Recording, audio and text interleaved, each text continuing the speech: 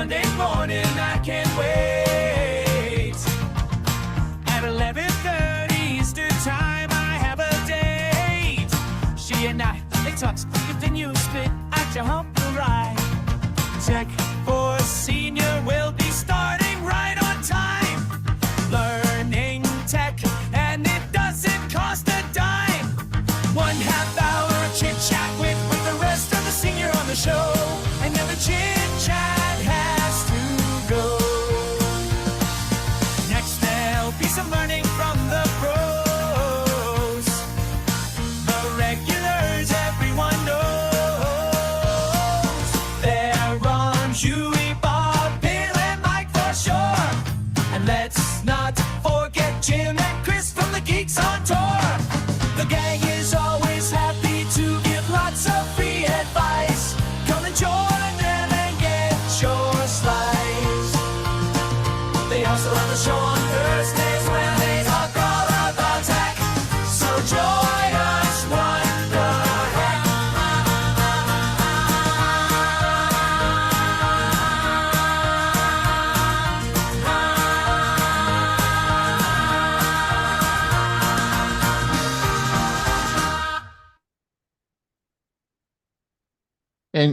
And yes, our resident musician has been working hard at creating a new intro for us for season 6. So well done, Bob. I like it. Sorry, I didn't get all the spelling right, but it was 11 o'clock last night when I was doing it. I was tired and I wanted to go to bed. I'll correct that. But I don't know. What do you think, Huey? Should we change our opening logo? It was Definitely is catchy. It's toe tapping. Maybe if we Absolutely. get really good, maybe Mike will put us on for our showcase at the end of the show someday. We'll see. We'll see how that works out. Anyway, this is Tech for Senior. It is, of course, March the 24th. I'm Ron Brown, and we have a great show for you today. So sit back, relax, and enjoy the hour and a half that we'll be with you. And while you were doing that, I just wanted to remind everybody, for those of you who saw the Saturday newsletter, you will have noticed that the Tech for Senior episode 209A is today that's our premiere version. It has three items this week. And Bob's going to talk on Zoom clips. I forgot about Zoom clips, Bob. That was really a good one you did. So it's about Zoom clips. And I Chris, use it daily. what's that? I use Zoom clips daily. I know. I forgot all about that. So I thought, oh yeah, I remember the video you did about that. So that's great. So Bob's going to do that video. Chris is going to talk about Clipchamp. And that was a great video Chris did on Clipchamp. And so that's great. And I had forgot all about Huey's one that he did on local send. Remember the one you did on local send? Yeah, that's one of my very popular videos on my Yeah. YouTube channel. Yeah. Yeah. So you won't want three great topics today. So you won't want to miss those. So that's going to be great. And so that's great. We do have a great show for you today. I want to talk. Hugh's got sort of the day off. He's going to sit and smile sweetly, but he is part of some videos. I made a video then, and it's about Huey. So you are part of the show today, even though you're sitting back relaxing. And so that turned out pretty good. And Bob, thank you for the music. I still think you have a secret inner passion for music. I don't know. You always are coming up with these great songs. Did you do the lyrics for that? I did the lyrics, and I told you which AI I used that did the music. Yeah. The Yeah. lyric, mine. Yep. Good job. Bill James, you're going to clarify BitLocker for us. Now, just to let everybody know, we often do this. If you have a question in the show, and obviously there was a lot of confusion about BitLocker last week, you ask, we make, and Bill's going to tell you all about BitLocker today, right? I'm going to try. Hopefully I don't confuse anyone. You're going to demystify it. Excellent. Demystify. Right. And of course, Mike Leaman has an interesting outro. I'm not going to tell you what it is, but it's really interesting. and it will take you back a long time, back to your youth. So it's going to take you back a long time. And of course, we have Chris and Jim here. Chris, I did mention your name in my video I made today, and I did compliment you. So I want you to watch carefully the video because you are part of the video. You'll be in there, and I did mention you. So Now that's a way to get somebody, at least one person, to watch your video. exactly. That's exactly what I did. That's right. Well, they always say when you make a video, you should drop lots of names. So I want to drop lots of names, and so I thought I got to put a little bit about Geeks on Tour, famous people. I got to get your name in the video. So you're in the so there's a bit of Chris in there as well. So I'll definitely watch it. pay Thanks. attention. Pay attention. And then she'll probably make me watch it as well. So all right, I think that's pretty good. I don't think I've got anything else I really want to talk about. Bob, are you ready to go? I hope so. Okay.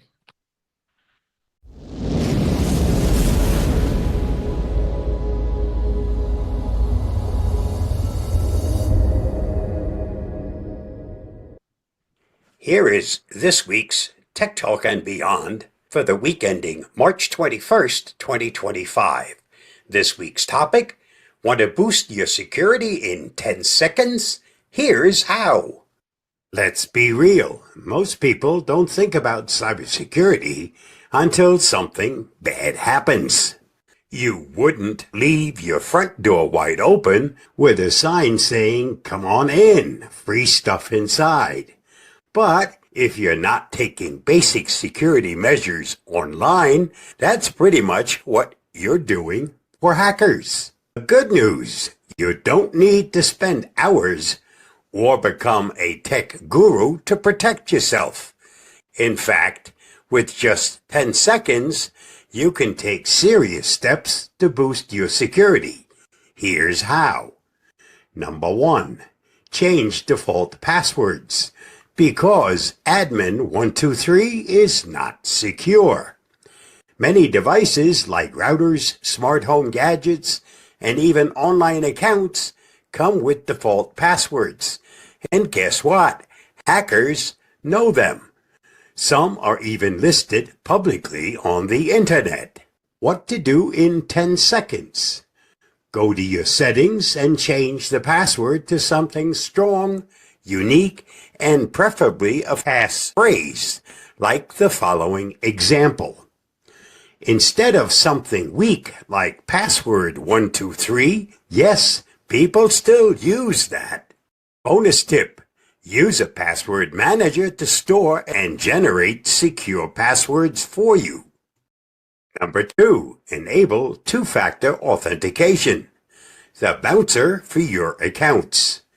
If your password is like a lock on your front door, 2FA is the security guard checking IDs.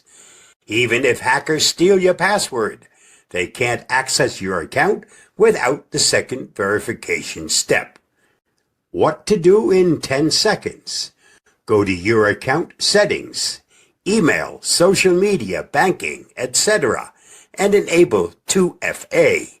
Choose an authenticator app like Google Authenticator or Authy instead of SMS if possible, since SIM swapping attacks are on the rise. Bonus tip, if a website doesn't offer 2FA, consider whether you should be trusting it with sensitive data. Number 3, be skeptical of unexpected messages. Phishing is a sport and you're the trophy. Hackers love sending fake emails and texts that look real. They'll pretend to be your bank, Netflix, or even a friend asking for help. Click on their links and boom, you just handed over your data. What to do in 10 seconds? Before clicking any link or attachment, pause. Hover over links to see where they actually go. If a message creates a sense of urgency, such as your account will be closed in 24 hours, take a deep breath and verify it directly with the company. Bonus tip, If an email is full of typos, vague greetings like "Dear Customer," or asks for personal info, it's probably a scam. Number 4, keep software updated. The cybersecurity version of eating your vegetables. We get it. Those update notifications pop up at the worst times. But ignoring them is like leaving your house keys under the welcome mat. What to do in 10 seconds. Hit that Update Now button, whether it's your phone, computer, browser, or apps. Updates fix security vulnerabilities that hackers exploit. Set your devices to update automatically so you don't have to think about it. Bonus tip. If an app hasn't been updated in years, it might be abandoned. Consider replacing it with something more secure. Number 5, secure your Wi-Fi, because your neighbors shouldn't be streaming on your internet. If you're still using the default password for your Wi-Fi, you might as well put up a neon sign saying, "Free internet here." Worse, if hackers get into your Wi-Fi, they can snoop on your online activity. What to do in 10 seconds. Log into your router, usually by typing 192.168.1.1 in your browser, and change the default password to something unique. While you're at it, make sure WPA2 or even better WPA3 encryption is enabled. Bonus tip, set up a guest network for visitors so they don't have access to your main network. Number 6, use a privacy-focused browser. Google knows too much about you. Chrome is fast and convenient, but it also tracks a lot of your data. If privacy is important to you, and it should be, consider switching. What to do in 10 seconds. Try Brave, Firefox, or DuckDuckGo browser for better privacy while still enjoying a smooth web experience. Bonus tip, install browser extensions like uBlock Origin or Privacy Badger to block trackers and ads. Number 7, delete unused accounts. Ghost accounts are a security nightmare. Remember that old MySpace account? How about that online shopping site you used once in 2012? Old, forgotten accounts are like abandoned houses. Hackers love breaking in. Bonus tip, if a service won't let you delete your account, change the email and password to something random. Number 8, cover your webcam. No one needs to see your double chin on Zoom. Cybercriminals have been known to hijack webcams. If you don't want to be the star on an accidental hacker reality show, take precautions. What to do in 10 seconds. Use a webcam cover, sticker, or even a piece of tape. When you need it, just slide or peel it off. Bonus tip, check your device permissions to see what apps have access to your camera and revoke unnecessary ones. Number 9, use a VPN on public Wi-Fi, because free Wi-Fi is a hacker's playground. Public Wi-Fi at coffee shops and airports isn't safe. Hackers can intercept your data. If you must use it, protect yourself. What to do in 10 seconds. Turn on a VPN, virtual private network, before connecting to public Wi-Fi. It encrypts your internet traffic, making it harder for snoopers to see what you're doing. Excellent free choice is Proton VPN. Just follow the link listed. Bonus tip, avoid logging into sensitive accounts like banking when on public Wi-Fi. Number 10, Google yourself. See what the internet knows about you. You'd be surprised how much personal info is floating around online. Addresses, phone numbers, even old posts you forgot about. What to do in 10 seconds. Google your name with quotation marks, such as, quote, John Doe, quote, and see what pops up. If sensitive info is out there, contact the site and request removal. Bonus tip, use services like Have I Been Pawned to check if your email has been leaked in a data breach. Final thoughts.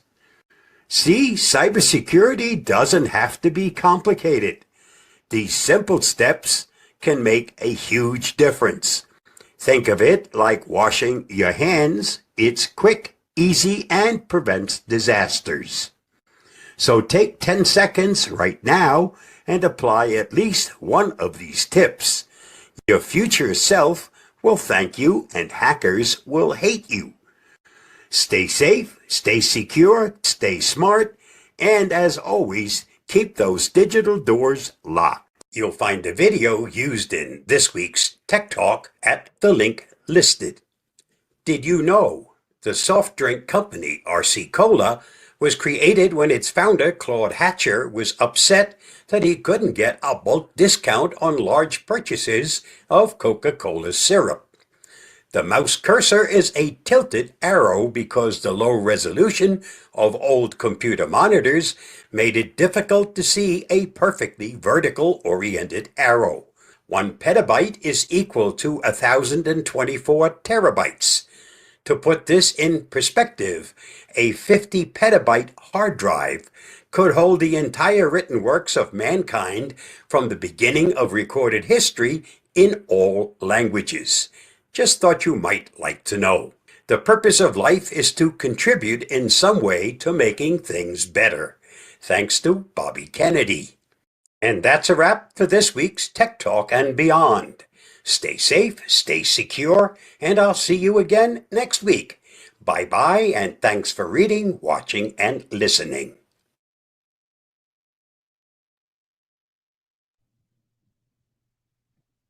Thanks, Bob. Excellent. Good thoughts, good information. Excellent. We will look forward to next week. I would just make sure that people follow some of those directions. Well, that's true. You know, we say this every week. We go saying it over and over and over again. But anyway, it's always good stuff to keep hammering through because maybe people will remember it, right? Yep. All right. In keeping with making things better, that is the theme of my video today on making your voice better. We're going to do that with the video. Of course, we have some characters in the video. Huey Poplick is the star, and Chris and Jim Gould. Chris is in it, so we've got some characters. So let's just say, and please watch the very first 30 seconds. It's very, very important, the first part of the video. All right, so let's see what we have to do.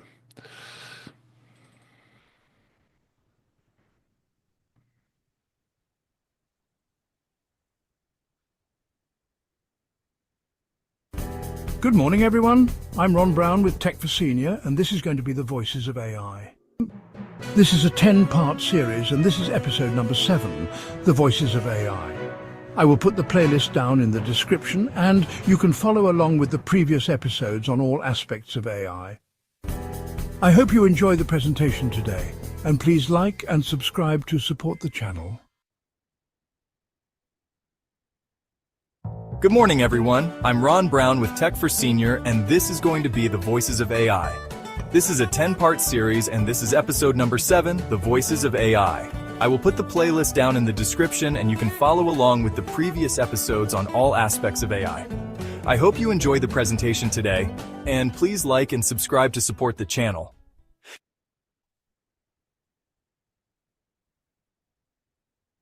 Good morning, everyone. I'm Ron Brown with Tech for Senior, and this is going to be the Voices of AI. This is a 10-part series, and this is episode number 7, The Voices of AI. I will put the playlist down in the description, and you can follow along with the previous episodes on all aspects of AI. I hope you enjoy the presentation today, and please like and subscribe to support the channel. And I am Ron Brown, and this is my voice. Did you get it? Did you get door number 1, door number 2, or door number 3? The topic today is the many voices of AI, and I used a software program called 𝕤𝕦𝕡𝕡𝕠 to make those 3 selections.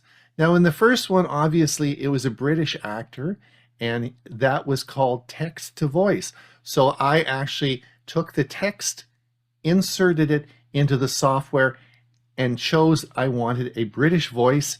And I had my choice of a lot of different styles, and chose that style, and it created the B-roll, the video that you saw, and also my voice. Now, for door number 2, again, I entered the text, but I let the software just use a stock voice. I didn't choose a specific one, and that was door number 2. Now, door number 3, of course, if you guessed right, that was my voice. But I didn't actually record that. That was a voice file that I uploaded to 𝕤𝕦𝕡𝕡. They now have my voice file there, and they were able to actually use that.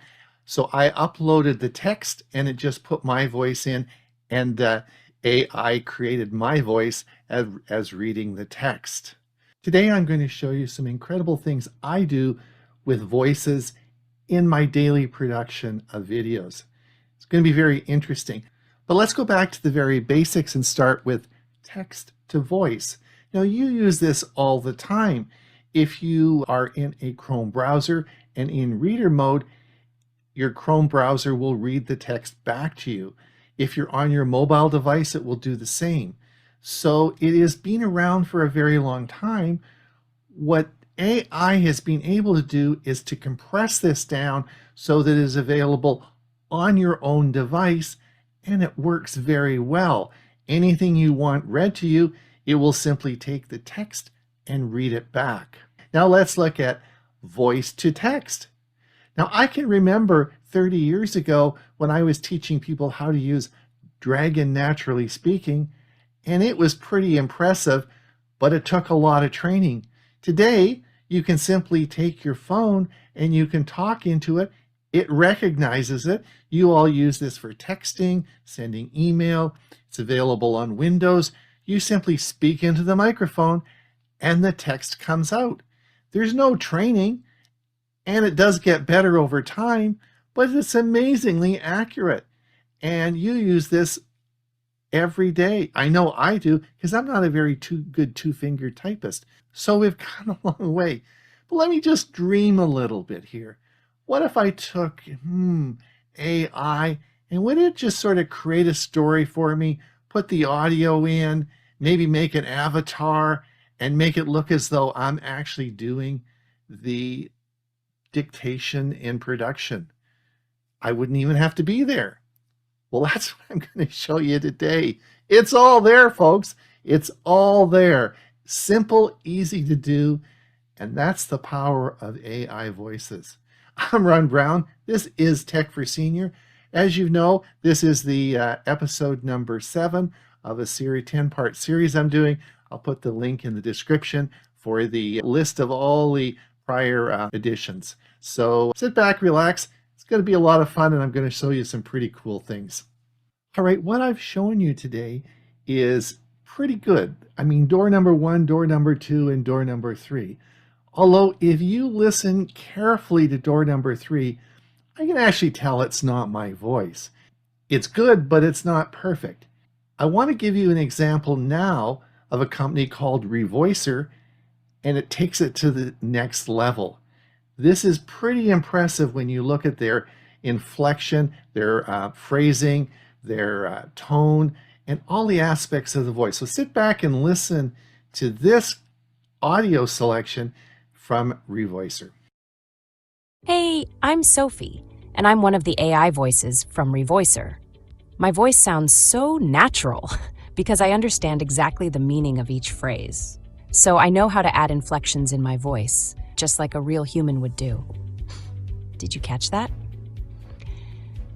I know when to add pauses, breathing sounds, giggle, or even add ooh or ahs. I can analyze the content that you enter, so I'll understand when I'm enumerating something, when I have to emphasize a word, or when I need to speak slower or faster. Creating human-sounding voiceovers from text has never, ever been easier. So I spend most of my days in production doing video editing. The software is from a company called TechSmith. I use two of their programs. The first one is the video editing software called Camtasia, and they have a second piece of software called 𝕑𝕢𝕒𝕒. Now, both are standalone programs and have specific uses, but 𝕑𝕑𝕒𝕒 is the voice creation, voice editor part of their software. It can be used as a standalone, and you'll see how that is done today, but also you can actually take the audio files out of Camtasia, bring it into 𝕑𝕑𝕒𝕒, do editing, some pretty cool stuff, all part of AI. So today I'm going to show you how I use this every day and some of the real cool things you can do. All right, let's have a look. All right, 𝕑𝕑𝕒𝕒 is TechSmith's video and audio editing software. We're going to talk to you about voice creation here, and there's some interesting things you can do. So this is the screen that you would see when you first open 𝕑𝕑𝕒𝕒 up. It is a separate standalone program from Camtasia, which is their video editing software. So the first thing that we're going to do, I want to write a short story for a 3-year-old to be read at bedtime. So let's see how to do this. We're going to come up now and we're going to hit the generate script. Now, if you see at the top here, we can generate a script, use AI to create a script. We can generate audio. We can create audio using an existing script. And we also can create an avatar that would read the script for us. So we have 3 choices here. Today we're going to start with generating a script. Now, this, of course, can be used to create all sorts of complex AI scripts. You can ask it to create a project for you on any topic you want. This is linked into AI and is extremely powerful. But today we're going to do something simple because I just want to talk about, we're talking about voices. So let's first of all, in our options here, we can create. We're going to call this really, I guess we'll call it education, and we'll call it maybe a lesson. And the style, I think we're going to be friendly because we want it as a friendly idea. And I'm going to say here, so I've said that we're going to write a 100-word short story for a 3-year-old at bedtime. And this is the style, generate script, and you'll see that very quickly script will be generated and it's going to give us a short story. Once upon a time in a dark twinkling sky. So here is our 100-word short story. And we can go through, and if we click play, you'll see that it's going to take us through, but of course there's no voice attached to it. So the second thing we're going to do is we're going to attach a voice to it. We have our script written. So now we're going to come, and what we want to do is add a voice to this. We want someone to talk. So if we come back to generate here, we were on the generate the script, but we've already done that. We're going to generate an audio. So we can now choose by our preset, or we can choose a native language, of course, which is English. And we have a whole list of voices that we can choose.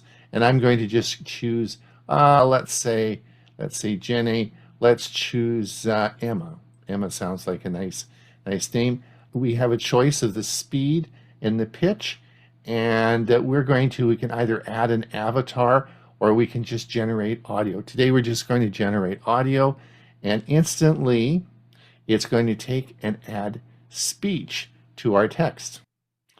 All right, let's see how this sounds now that we've selected a voice.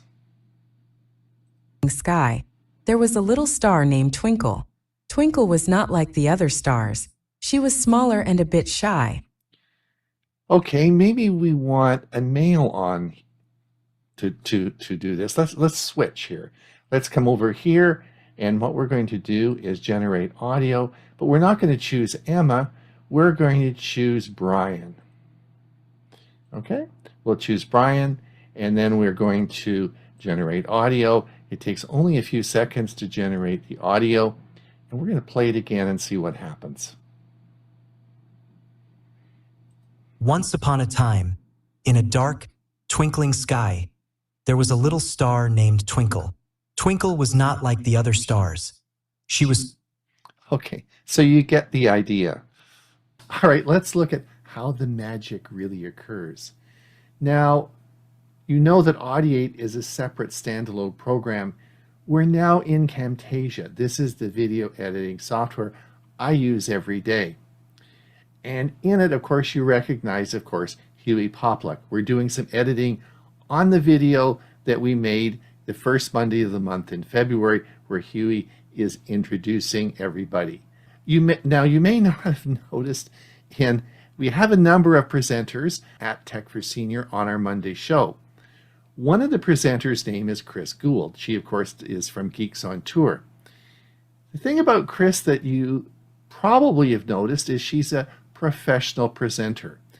If you listen to her presentations, there are no ums, ahs, or hesitancies. And she is just so good at this. And I asked her one day, I said, Chris, how come you're so good? Huey and I fumble with this, our ums and ahs, and we just can't get over that.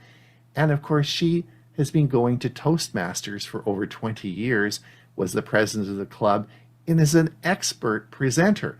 But Huey and I aren't. So I'm going to show you Huey's clip that is the original clip that was created. This is simply a recording off our Zoom meeting. And then I take the show and I run it through ℸ𝕒𝕒𝕒, and I correct all the mistakes and make everybody look so much better. And that's part of the magic of this and how it's worked. Now, I'm going to play you both audio tracks, and the first one is the raw footage of what you saw on our Monday show of Huey introducing the show. Now let me play that. And the second one will be, as you can see here, if you look over on the right, it says edit in ℸ𝕒𝕒𝕒. So ℸ𝕒𝕒𝕒, this standalone program, is linked into Camtasia. Watch the cool things that you can now do with this. Let's play the track. I want you to listen to this carefully for Huey's ums, ahs, and hesitancy. Now, I'm not picking on Huey because I do the same thing, but I want you to listen to this and then I'm going to correct it. Well, good afternoon, good morning to each and every one of you. Let me just do this. And this is Tech for Senior, February 3rd, 2025. This is episode number 252. I'm ℙ𝕝𝕝𝕒𝕒𝕒𝕒, and I'll be your host today. Ron's here, but he's my co-host. So I take the accolades, and Ron gets the complaints on the first Monday of every month. Okay, so there you have it. Some ahs, hesitancy. Now let's look at the corrected version, where I've now taken this and run it through ℸ𝕒𝕒𝕒𝕒 and watch how that turns out. This is the final copy that you see when you look in the afternoon after I've published it. Well, good afternoon, good morning to each and every one of you. This is Tech for Senior, February 3rd, 2025. This is episode number 252. I'm ℙ𝕝𝕝𝕒𝕒𝕒𝕒𝕒, and I'll be your host today. Ron's here, but he's my co-host. So not perfect. There was one ah that that was left in there. I'm not sure why it didn't pick that, but wasn't that incredible? Did you see the difference between the two? So that I take the whole show and run it through ℸ𝕒𝕒𝕒𝕒. It only takes a few minutes to do it, and it corrects all the mistakes, and it puts it back into the video editing software where I can publish it and create the final copy. That is really interesting, and I've been doing that now for about 3 years. making everybody look better, and we don't even have to go to meetings. All right, so I wanted to talk a little bit about a show we did a few weeks ago, and Chris Gould talked about auto dubbing in YouTube. New feature that occurred in YouTube where if you are watching a video, an English-speaking video, you can auto dub any language into the track. So for example, if I was watching a show in our video in English, I can connect the auto dubbing and it would play that in French. In other words, the French would be synced with the video, and I'd be able to listen to it in French. Now, the problem with this is if you're a video creator, you're still dealing with the same population. When you publish that video, it's going to be someone in English that is going to want to change the language to maybe show someone who is a French-speaking person. Wouldn't it be great if we could create the audio in a different language? So in other words, let's take Huey, and I'm going to take his audio track. I'm going to put the audio track into ℸ𝕝𝕅𝕑𝕅, and then what we're going to do is we're going to translate it into Spanish. I'm then going to bring it back into Camtasia, translate it, and it's going to sync it up with Huey's section, and Huey's going to do that introduction in Spanish. And it works really well, and you'll see Huey talking Spanish as he does the introduction. Now, it's not perfect, but it is complicated because the Spanish language is a different language, of course, than English, and you have to sync it up so that the audio matches and finishes at the same time. It isn't perfect, but you'll see it's pretty darn good. So let's see Huey doing the introduction in Spanish. Hola, buenas tardes. Buenos días a todos y cada uno de ustedes. Justo esto es tecnología para personas mayores. 3 de febrero.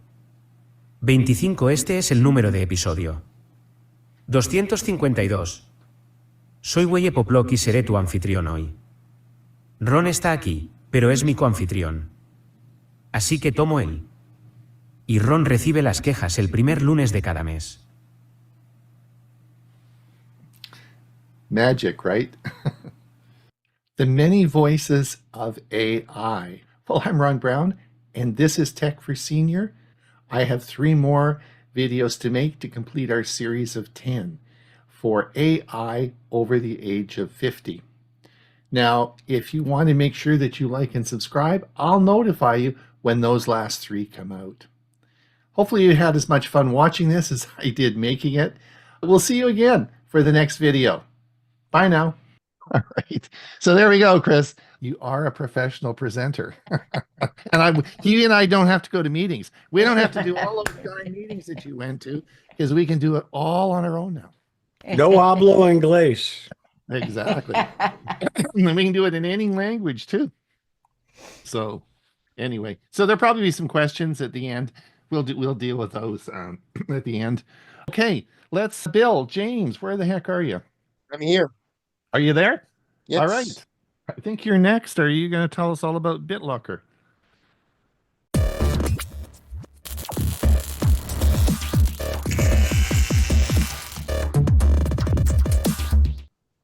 Good morning, everyone.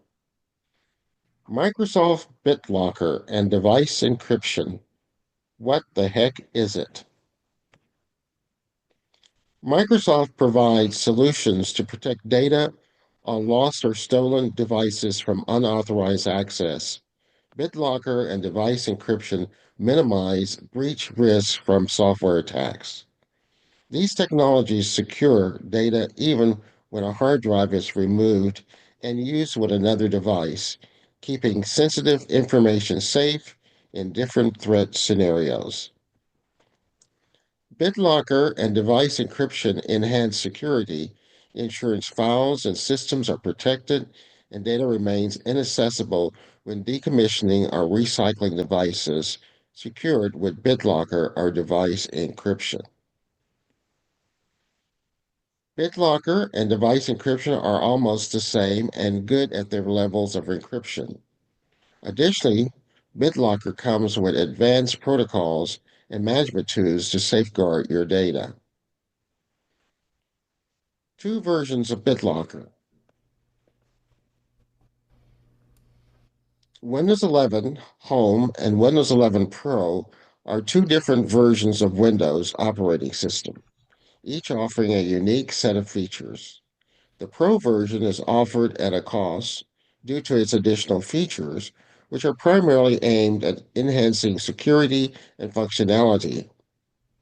BitLocker is a key feature of Windows 11 Pro, providing a higher level of data security compared to device encryption available in Windows 11 Home.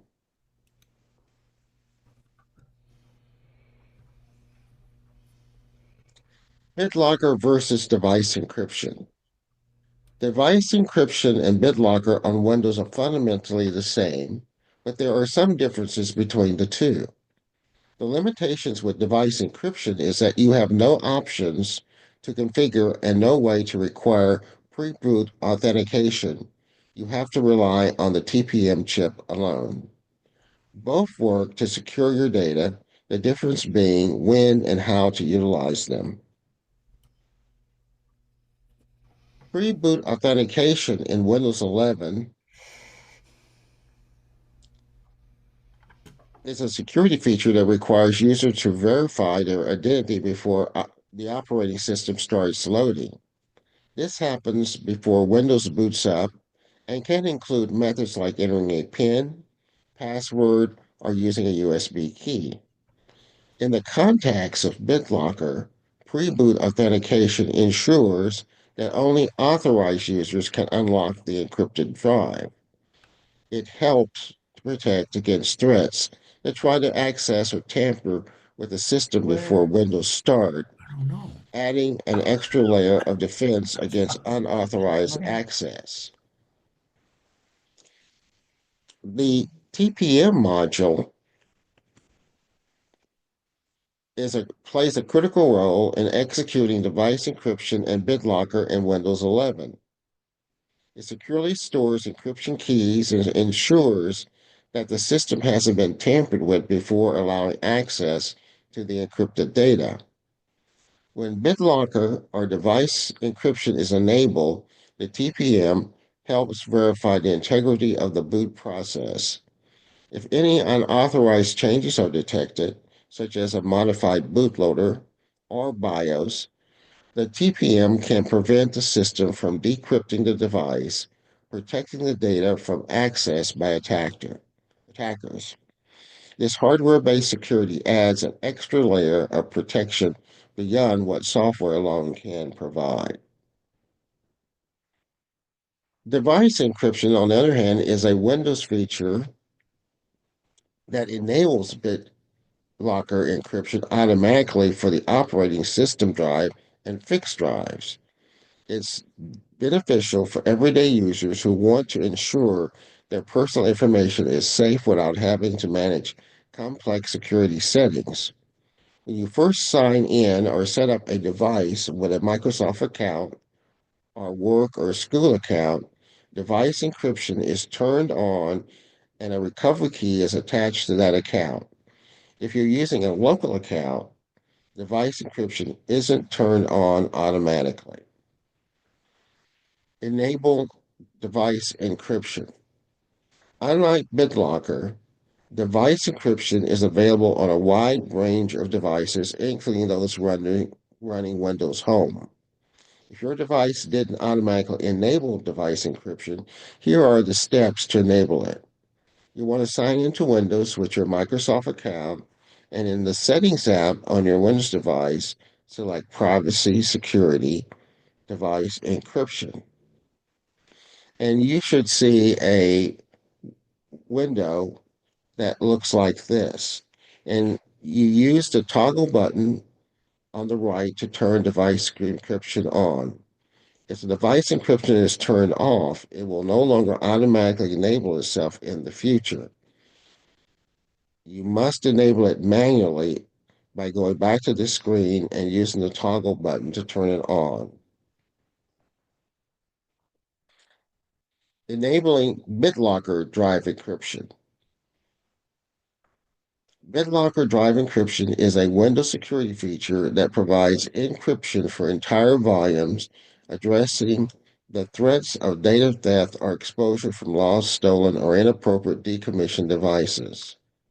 BitLocker drive encryption allows you to manually encrypt a specific drive or drives on devices running Windows Pro, Enterprise, or Education Edition.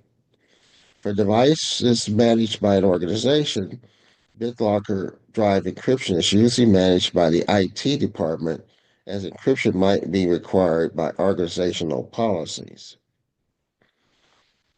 To do so, you want to sign into your Windows operating system with your Microsoft account. You'll want to start from the start search box, type in BitLocker and select Manage BitLocker from the list results. BitLocker drive encryption is only available on devices running Windows Pro, Enterprise, or Educational Editions. It isn't available on Windows Home Edition. If Manage BitLocker isn't listed, it means that you do not have the correct Windows edition. So if you want to enable BitLocker drive encryption, you want to look at the applet where all the drives connected to your Windows device. The operating drive is the drive on which Windows is installed. Additional drives are listed under fixed data drives. Removable drives like USB thumb drives are listed under removable data drives under BitLocker to go.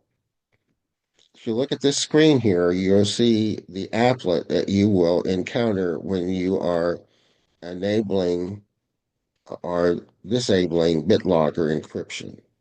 And you see it shows two different drives. There's a C drive, there's a D drive, and then under removable data or BitLocker to go, there is an E drive. And to the right of those are the different choices that you can use. So if you're going to enable BitLocker encryption manually, you can do so on Windows Pro, Enterprise, or the Educational Editions. And again, you're going to type in BitLocker and select Manage BitLocker from the list results. Open BitLocker drive encryption applet that I just showed you. And next to each drive, there's a list of the allowed operations. To enable encryption, select Turn on BitLocker. Select a unlock option, back up the recovery key, and the drive will begin the encryption process. And this could take some time to complete, but you can continue to use your device while it's in progress. And here again is that screen that I showed you earlier. And on the right, you can see the different choices you can do on these different drives. And remember, this is only available in Windows Pro. So if you find that the device encryption is unavailable, here are some of the causes. It might be because your PC doesn't support it or you're signed in with a local user account. Also, some older Windows 11 PCs may not support device encryption. It's up to the manufacturer to configure their PCs to work with device encryption out of the box. If you want to check if your Windows 11 PC supports device encryption, again, open the Settings app, select Privacy and Security in the left pane, and click Device Encryption under Security. And here is that screen that you will see. And again, if this option isn't available, your PC lacks it. To access the complete BitLocker drive encryption features, you will need to upgrade to Windows 11 Pro. So the requirements for using BitLocker drive encryption. For the most powerful and configurable BitLocker experience in Windows 11, you'll need Windows 11 Professional or one of the other non-consumer editions of Windows 11, meaning Enterprise Educational Workstation. BitLocker Drive Encryption is not available for the Home Edition. For the optimal security, BitLocker also requires a computer with TPM 1.2 hardware or newer. Remember, BitLocker stores its description key in the TPM. Since one of the most important system requirements in Windows 11 is TPM 2.0, all Windows 11 PCs should support this. Microsoft spells out a few other obscure requirements like how your hard disk might be partitioned with two drives, including a small system partition designed to boot Windows before decrypting the drive. But Windows 11 automatically creates these partitions when it's installed, so it's nothing you really have to worry about. Keeping in mind when using BitLocker. When you're using BitLocker encryption or device encryption, the most important thing is that you need to keep tabs on your recovery key. If you lose it, you'll lose access to all the files on your PC, and so you should store it with your Microsoft account online unless you have a good reason not to. If you choose not to store the BitLocker recovery key with your Microsoft account online, you'll want to store it somewhere else safe and secure. And here's a picture of the key as it would be displayed in your Microsoft account if you access your Microsoft account from another PC. Another thing you might want to do is you want to print it on a piece of paper and store it in a physical safe, for example. It's also a good idea to have up-to-date backups of your files, whether in the cloud or on a local storage device. Here's some of the takeaways. To activate BitLocker Drive Encryption on your Windows 11 PC, you'll first need to upgrade to Windows 11 Professional if you haven't already done so. You can open the classic control panel and search for BitLocker to find BitLocker settings. And from there, you can activate or deactivate BitLocker for any drive. Here's another screenshot of that particular screen. Also, if you want to use device encryption instead, you're going to go to Settings, Privacy and Security, Device Encryption to find the settings for it. If you don't see that as an option on that page, your PC doesn't support device encryption. Device encryption should be enabled by default if you sign in with a Microsoft account. But to ensure it's enabled, visit the settings page, check that it's toggle to on, and be sure to sign in to Windows with a Microsoft account and not a local user account. Another thing is if you want to turn off device encryption in Windows, you'll follow these steps. Open Settings, press Windows plus I to open the Settings app, go to Privacy and Security, check on the Privacy and Security tab in the left menu, select Drive Encryption, scroll down and find Device Encryption, click on it. Turn off device encryption. You should see a toggle switch. Turn it off. Windows will then decrypt your drive, which may take some time depending on the size of your storage. If this option for device encryption is not available, it might mean your device doesn't support this feature or is turned off by default. If you want to disable BitLocker Drive Encryption on your device, you go to the control panel, search for BitLocker, and the search bar type BitLocker, select Manage BitLocker, turn off BitLocker, and you'll see a list of the drives where BitLocker is enabled. So then you click off, turn off BitLocker next to the drive you want to decrypt. Follow the prompts. The system will guide you through the process of decrypting the drive. This might take some time again, depending on the size of the drive. If you're using 11 or 10, you can also disable BitLocker through the Settings app or the command prompt. Lastly, BitLocker Drive Encryption on device encryption are powerful tools. Our device encryption are powerful tools for safeguarding your data.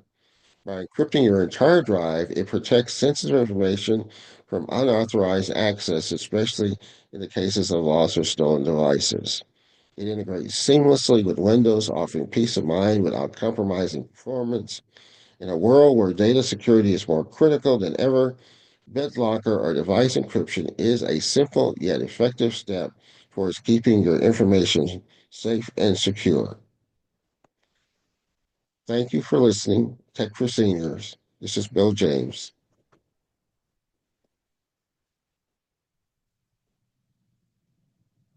Thanks, Bill. Hopefully that explains the whole business with BitLocker. Very interesting. Thank you for doing that, Bill. I think it's not an easy topic to do. Some confusing issues there with nomenclature, right? Very true. Very true. All right. Before we get going for our music outro, just want to say goodbye to everybody over on YouTube. Thank you for coming. And don't forget that we have our premiere version coming at hour. And if you want to pop over and ask some questions in the Q&A, you're welcome to do so. But right now we're going to move into our music segment. So I'm going to be ending the live stream, and we will stop the live stream. And I think you're ready to go, Mike. Thank you very much, Ron. I'm just going to share my screen here. Okay, there, should be able to see it now. Today I'm going to show you some of my maritime routes. Something that's much a tradition here in the maritime region is something known as the Maritime Kitchen Party. And nothing holds truer to that than Don Messer's Jubilee. Don Messer was born on May 9th, 1909. He was a Canadian musician and icon of folk music during the 60s. He was born in Tweedside, New Brunswick. And for all of you who don't know about the huge metropolis of Tweedside, it's a wide spot in the road just outside Fredericton. He began playing the violin at age 5, learning fiddle tunes with Irish and Scottish influences. And as a young boy, he would play concerts in the local area and later throughout southwestern New Brunswick. During the 1920s, he moved to Boston for 3 years, where he received his formal music instruction. And on his return to the Maritimes, he took up his radio career at CFBO in St. John, New Brunswick in 1929, where he joined the station staff. He organized a small studio band, as was the trend in the day of musicians by that point. And in 1934, they began a regular radio show for the Canadian Broadcasting Corporation, or Commission, the forerunner of the CBC. And I just got to get some things out of the way here. In St. John, broadcasting from CHSJ Radio in St. John, New Brunswick, under the name the New Brunswick Lumberjacks. He also began making personal appearances throughout the Maritimes and New England with a smaller group with the name Backwoods Breakdown. He left St. John in 1939 and moved to Charlottetown, Prince Edward Island, where he joined CFCY as music director. CFCY was one of the radio stations I worked for in the early 80s and then built new studios for them at that time. But there was still lots of memorabilia from the Don Messer years. Here he formed a group called the Islanders, and by 1944, they were airing a show nationally on CBC radio. The show established itself as the most popular on Canadian radio during the 40s to the 60s, and Don Messer and his Islanders began to tour outside the Maritimes. In 1956, Messer's music group began to make regular television appearances on CBH-TV in Halifax, and the program began as a summer series called The Don Messer Show, and on August the 7th, 1959, it continued into the fall as Don Messer's Jubilee, produced out of Halifax. Continuing, just let me move things again, as Don Messer's Jubilee throughout the 60s. The show won widespread audience and reportedly became the second most watched television show in Canada during the decade, next to Hockey Night in Canada. So that's quite an accomplishment. The show was canceled in 1969 which raised a national protest among viewers and fans, even raising questions on the floor of the House of Commons. However, Don Messer and his band continued Don Messer's Jubilee in syndication on CHCH-TV in Hamilton, Ontario, following their cancellation until Messer's death 4 years later. Some of the regular cast on the Don Messer Show, one was Marg Osborne. Marg Osborne, I believe, was born in Moncton, New Brunswick. She was a Canadian folk music and gospel singer and a recipient posthumously of the ECMA Stompin' Tom Connors Award. ECMA is the East Coast Music Association. A side note, Marg Osborne began her professional career when she applied for a singing position at radio station CKCW in Moncton on a dare. CKCW was the station where I first started my broadcast career. But back in those days, again, it was all live artists and live bands. The other principal in 1947, while Don Messer was traveling through Moncton, he heard Marg on the radio and hired her on the spot to replace the next gentleman who was out at that time with a broken leg. Charlie Chamberlain, who was born in Bathurst, was the featured entertainer on Don Messer's Jubilee when it ran from 1957 through 69. Again, he was also a recipient of the ECMA Stomping Tom Award. Again, another little side note, Don's son was the sales manager at CKCW Radio when I worked there in the early 80s. So the selection today is a medley of Don Messer and his Islanders and cast members from the popular show. A little bit of trivia here. The host for this segment is a fellow by the name of Bill Langstrom, who was the producer for not only Don Messer's Jubilee, but also a show out of Halifax called Sing Along Jubilee, which launched a lot of careers in the time. And if you watch this video, see if you can pick out the young lady who went on to become an international star. And I'll give you the answer after the video plays and give you some of the background on that. So Ron, if you'd play the clip for us, I'll come back and did anybody catch the performer who became a superstar? Anne Murray. I thought it was Anne Murray. Anne Murray is correct. She was married to Bill Langstrom. Ah, there you go. And before so there's a toe tapper for you. And before color. And she was a regular a visitor to the York Central Hospital, where in near north of Toronto, where my wife worked in the pharmacy. All right. Before we get to the questions, I want to thank everyone for coming. We do appreciate you being here. Don't forget that the premiere video will be at hour. Bob is going to do Zoom clips. Chris is going to talk about Clip Champ, and Huey's going to talk about local send. So that will be at hour. Don't forget that we do have a show on Thursday. Please come and listen to us. Lots of fun. And we'll be back same time, same place next week if you have to scoot.